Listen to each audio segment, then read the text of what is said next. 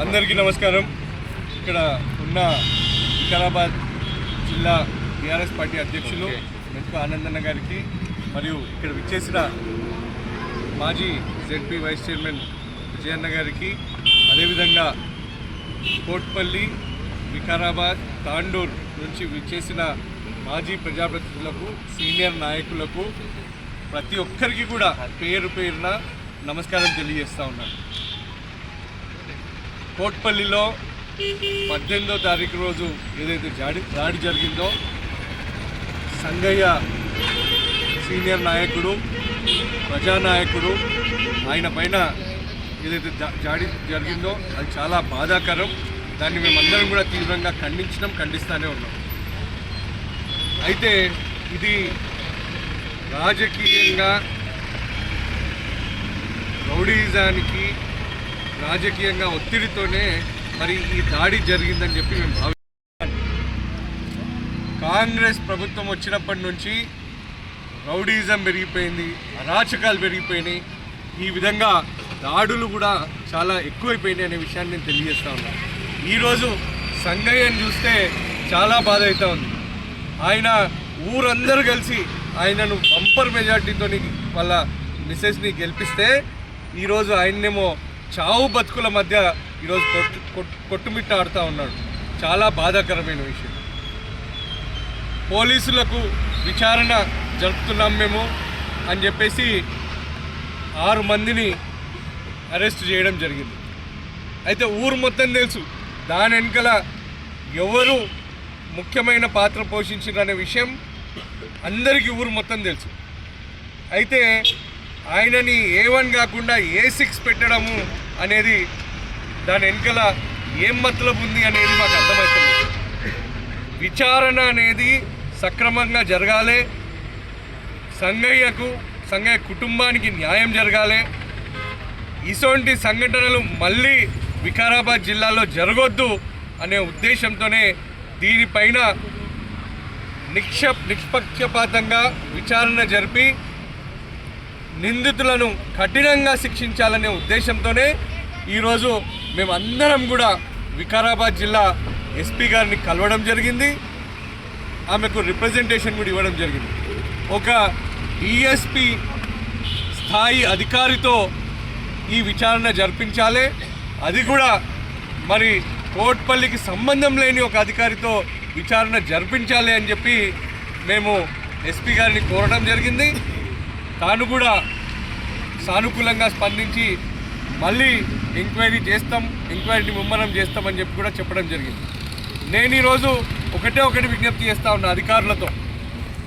గతంలో బీఆర్ఎస్ ప్రభుత్వం ఉన్నప్పుడు మరి ఇటువంటిది ఒక్క సంఘటన మనం ఎక్కడ కూడా చూసిన దాఖలాలు లేవు.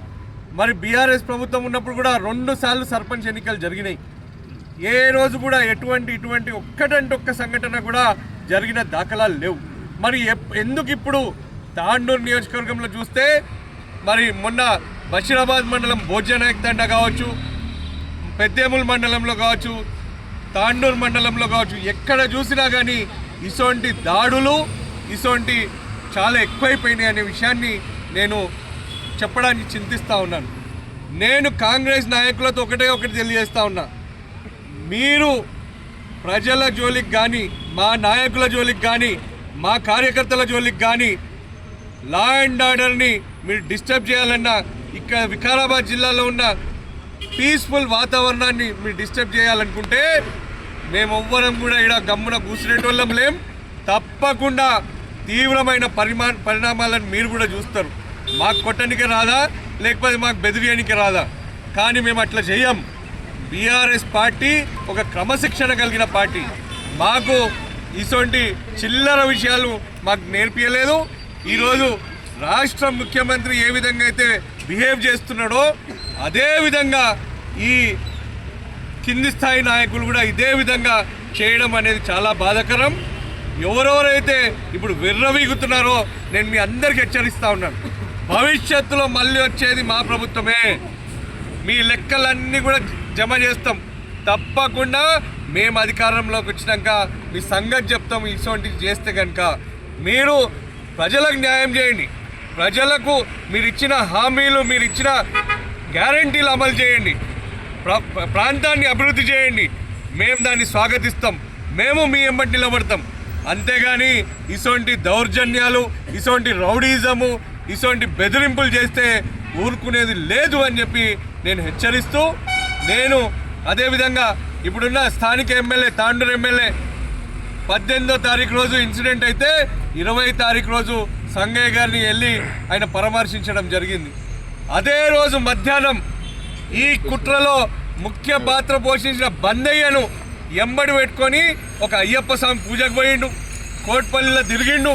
మరి ఎమ్మెల్యేకు అన్నీ తెలిసి కూడా మరి ఇటువంటి నిందితులను మరి ఏ విధంగా చేరదీస్తున్నాడు, దీన్ని బట్టే క్లియర్గా అర్థమవుతా ఉంది.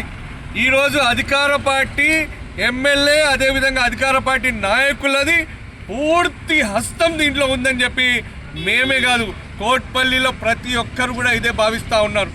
అంతేకాదు ఆయన ఏదో ₹1,00,000 ఇచ్చి చేతులు దులుపుకున్నాడు. నిజంగానే ఈరోజు కాంగ్రెస్ పార్టీ బలపరిచిన బందయ్య, అదేవిధంగా వార్డు మెంబర్లు ఈ దుర్ఘటన చేయడంతోనే ఈరోజు సంగయ్య హాస్పిటల్లో పడ్డాడు. వికారాబాద్ నియోజకవర్గంలో కావచ్చు, అదేవిధంగా వికారాబాద్ జిల్లాలో కాంగ్రెస్ పార్టీ అధికారంలోకి వచ్చిన తర్వాత ఏమేమి అరాచకాలు జరుగుతున్నాయి అనేటటువంటిది ఒక్కొక్కటి పూసగుచ్చినట్టు సోదరుడు రోహిత్ రెడ్డి గారు నేను ఎస్పీ గారికి వివరించడం జరిగింది. ఉదాహరణలతో సహా, కేసులతో సహా, ఏ మండల్లో ఏం జరుగుతుంది, ఏ పోలీస్ ఆఫీసరు ఏం చేస్తుండ్రు, ఏ విధంగా ఉంది అని చెప్పి ఒక్కొక్క మండలానికి సంబంధించినటువంటి విషయాలన్నీ కూడా ఎస్పీ గారి దృష్టికి తీసుకుపోవడం జరిగింది. ఆమె మాకు హామీ ఇచ్చింది, ఖచ్చితంగా మేము ఎంక్వైరీ చేపిస్తాం, ఏ పోలీస్ ఆఫీసర్ చేసినా కానీ శాఖాపరమైనటువంటి యాక్షన్ ఖచ్చితంగా తీసుకుంటామని చెప్పి ఎస్పీ గారు తెలియజేశారు. అయితే వికారాబాద్లో కావచ్చు, వికారాబాద్ నియోజకవర్గమే కాక జిల్లాలో కావచ్చు, కాంగ్రెస్ పార్టీ నాయకులను కూడా నేను హెచ్చరించేది ఏంటంటే, మీది సగం కాలం అయిపోయింది నాయన, ఇంకా మిగిలింది ఒక 2 ఏళ్ళు. 2 ఏళ్ళల్లో ఎలక్షన్ల గురించి ఒక 6 నెలలో ఏడాదో పోతుంది.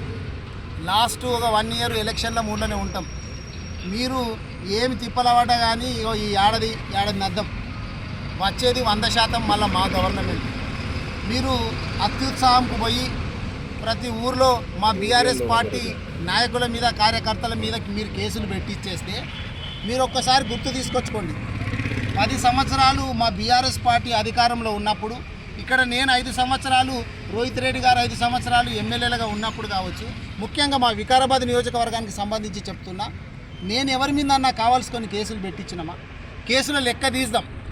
అంత గతంలో ఉన్నప్పుడు, నేను ఎమ్మెల్యేగా లేనప్పుడు కేసులు ఎన్ని ఉండే, నేను ఎమ్మెల్యేగా వచ్చిన తర్వాత కేసులు ఎన్ని అయినాయి, మళ్ళీ ఇప్పుడు నేను ఎమ్మెల్యే అయిపోయిన తర్వాత కాంగ్రెస్ పార్టీ అధికారంలోకి వచ్చిన తర్వాత వికారాబాద్ నియోజకవర్గంలో ఎన్ని కేసులు అవుతున్నాయి, అన్నదమ్ముల కేసులు ఎన్ని అవుతున్నాయి, భూమి కేసులు ఎన్ని అవుతున్నాయి, తర్వాత అట్రాసిటీ కేసులు ఎన్ని అవుతున్నాయి అనేది లెక్క తీస్తే ప్రజలకు కూడా తెలుస్తుంది. అదే కాకుండా వికారాబాద్ నియోజకవర్గంలో అక్కడక్కడ భూ కబ్జాలకు పాల్పడుతున్నారు అనేటటువంటి కూడా మా దగ్గర ఆధారాలు ఉన్నాయి. రాబోయేటటువంటి రోజుల లోపల ఖచ్చితమైనటువంటి సమయం చూసి ఆధారాలతో సహా మేము బయట పెడతాం. ఎవరెవరు నాయకులు చేస్తున్నారు, ఎవరెవరి హస్తం దాని వెనుకలే ఉంది, పెద్ద తలకాయలు ఎవరెవరు ఉన్నారు అనేది కూడా ఇప్పుడు ఇక్కడ శివారెడ్డిపేటకి సంబంధించినటువంటిది కూడా కబ్జాకు గురవుతున్నది అనేటటువంటిది మా దృష్టిలో ఉంది. మేము తొందర లోపల అక్కడ సందర్శిస్తాం. ఆ చెరువును, శివారెడ్డిపేటను కూడా మేము సందర్శించి దాని వెనుక ఎవరెవరు ఉన్నారు అనేటటువంటిది కూడా ఆధారాలతో సహా బయట పెడతాం. మీరు గుర్తుపెట్టుకోవాల్సింది ఏంటంటే, మేము ఏ విధంగా అయితే ప్రశాంతమైనటువంటి వాతావరణం లోపల పాలించినమో మీరు కూడా ఆ విధంగా అన్నదమ్ములాగా కలిసి ఉండాలనేటటువంటి ఉద్దేశం చేత మీరు గుర్తుపెట్టుకోవాలి. లేదు, కాదు, కూడదు అంటే వచ్చేది మా గవర్నమెంటే. వచ్చిన తర్వాత ఏ కాంగ్రెస్ కార్యకర్త కానీ, ఏ కాంగ్రెస్ నాయకుడు కానీ కావలసుకొని మా నాయకుల మీద కేసులు పెట్టిస్తున్నారో మేమన్నీ కూడా గుర్తుపెట్టుకుంటాము, వడ్డీతో సహా మీకు చెల్లిస్తాము. కాంగ్రెస్ నాయకులారా గుర్తుపెట్టుకోవాలని చెప్పి తెలియజేస్తున్నాం. ఇంకా చివరిగా పోలీసు వాళ్ళు నేను అంతమంది పోలీసు వాళ్ళని అంటలేను, ఎందుకంటే మా ఫ్యామిలీలో కూడా పోలీసు ఉద్యోగంలో పనిచేసినటువంటి వాళ్ళు ఉన్నారు. పోలీసు దాంట్లో కూడా నిజాయితీగా పనిచేసేటటువంటి వాళ్ళు చాలామంది ఉన్నారు, నేను ఒప్పుకుంటా. కానీ కొందరు మాత్రము కాంగ్రెస్ కార్యకర్తలాగా కాంగ్రెస్ నాయకుల్లాగా వ్యవహరిస్తున్నారు. వాళ్ళకి ఇక కాంగ్రెస్ కండువా ఒక్కటే తక్కువ ఉన్నది. వాళ్లకు నేను చెప్పేది ఏంటంటే రాబోయేది బీఆర్ఎస్ గవర్నమెంటు. మేము పింక్ డైరీ మంచిగా మెయింటైన్ చేస్తున్నాం. ఏ పోలీస్ ఆఫీసరు ఏ విధంగా వ్యవహరిస్తున్నాడు, ఏ కేసు విషయంలో ఎట్లా చేసిండు, ఏ మండల్లో ఏం చేస్తున్నాడు అనేటటువంటిది మొత్తం రాసి పెడుతున్నాము. మీరు అనుకుంటుండొచ్చు వీళ్ళు అధికారంలోకి రాగానే మేము ఇక్కడ ఉంటామా, మళ్ళీ ఎక్కడనో ట్రాన్స్ఫర్ అయిపోతాం కదా అనేటటువంటి భ్రమలో మీరు ఉన్నారేమో. మీరు పనిచేసేది తెలంగాణ రాష్ట్రంలోనే. పోలీసులారా గుర్తుపెట్టుకోండి, మీరు మహారాష్ట్రకో కర్ణాటకో ఆంధ్రప్రదేశ్కో పోయి పనిచేయరు. తెలంగాణ రాష్ట్రంలో ఎక్కడున్నా కానీ మిమ్మల్ని రప్పించే బాధ్యత మేమే తీసుకుంటాము. మీరు ఇంకొకటి కూడా అనుకుంటుండొచ్చు, మా సర్వీస్ దగ్గరకు వచ్చింది, మేము రిటైర్ అయిపోతామేమో, లేకపోతే మేము కేంద్ర సర్వీస్లోకి వెళ్ళిపోతామేమో. ఇటువంటివి ఉంటే మీరు ఏ పొక్కల దాగున్నా కానీ కాంగ్రెస్ కార్యకర్తలాగా పనిచేసేటటువంటి పోలీసులందరికీ నేను హెచ్చరిస్తా ఉన్నా, ఏడ దాగున్నా కానీ మిమ్మల్ని గుంజుకొచ్చే బాధ్యత మాది. దాన్ని వడ్డీతో సహా పోలీసులకు, కాంగ్రెస్ కార్యకర్తలాగా వ్యవహరిస్తున్న పోలీసులతో పాటు అత్యుత్సాహంతో మా పార్టీ నాయకుల మీద కేసులు పెట్టిస్తున్నటువంటి కాంగ్రెస్ నాయకులకు కూడా రాబోయేటటువంటి రోజుల లోపల చుక్కలు చూపించే బాధ్యత మేము తీసుకుంటామని చెప్పి తెలియజేస్తాము.